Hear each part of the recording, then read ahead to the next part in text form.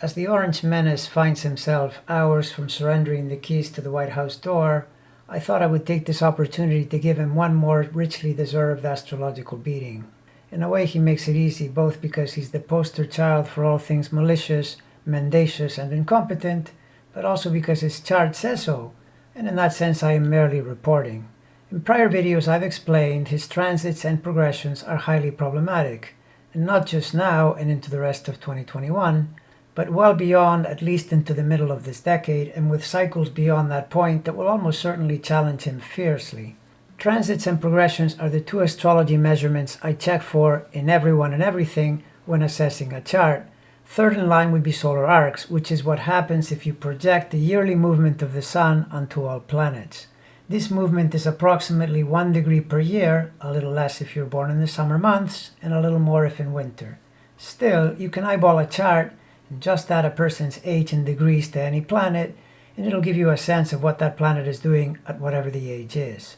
If you thought, and it would be correctly, that Trump's transits and progressions look like a bit of a Mad Max and Thunderdome dystopia, then when you take a peek at his solar arcs, you'll realize you've found the third leg of the misery trifecta.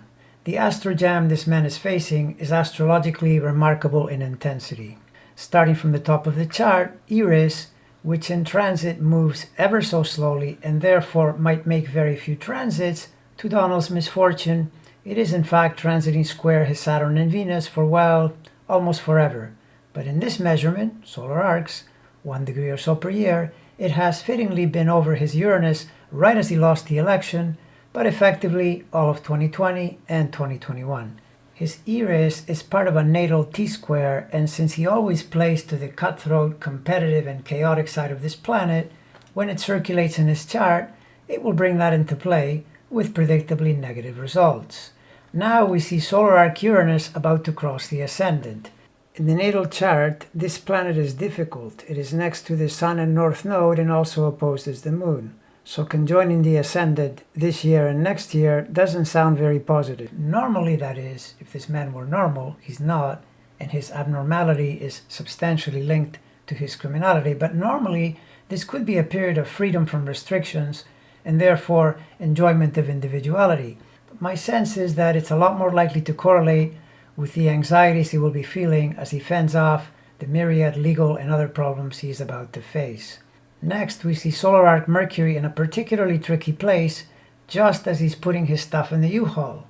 It's starting to square his moon, after which it'll square his sun, and it'll be 2025 before it gets past the sun degree.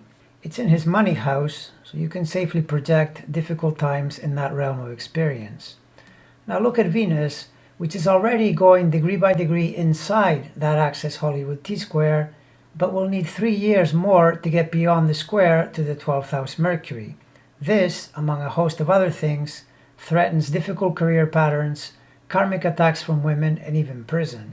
Solar arc Pluto is a little over a year away from entering into a square to his 12th house Saturn-Venus conjunction, and it will be 2027 before it gets through that one. Nothing like putting pressure on 12th house planets if you want to find trouble on account of paying for your past dirty deeds. And since the 12th is prisons, I would put this one in the incarceration risk department as well. Solar arc Neptune presents another enormous problem because it is likely his most dangerous natal planet in terms of karmic consequences. It squares his natal Mercury and opposes Eris, and I believe defines the Donald to a T, no pun intended.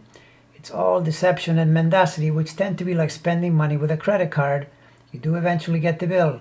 And we already know the transiting Neptune is in just about the worst place it can be for the next few years. Now we see that the solar arc Neptune will need until about 2028 to get through his Uranus, Moon, and Sun. And finally, and possibly most uncomfortably, solar arc Saturn is just entering into the degrees of his dreaded T-square and will need about 5 years to get through the 3 planets. In conclusion, the solar arc pattern emphatically re-emphasizes what you see in his transits and progressions. The idea that he is going to be an all-powerful something or other when he leaves the White House, I believe is tragically mistaken. I think this guy is in for a pitched battle, and though I wish I could feel empathy for him and for his plight, the truth is I do not. Donald doesn't like to own up to his debts, but unfortunately for him, it's now time to pay up, and I have a feeling it's going to be with a lot of interest.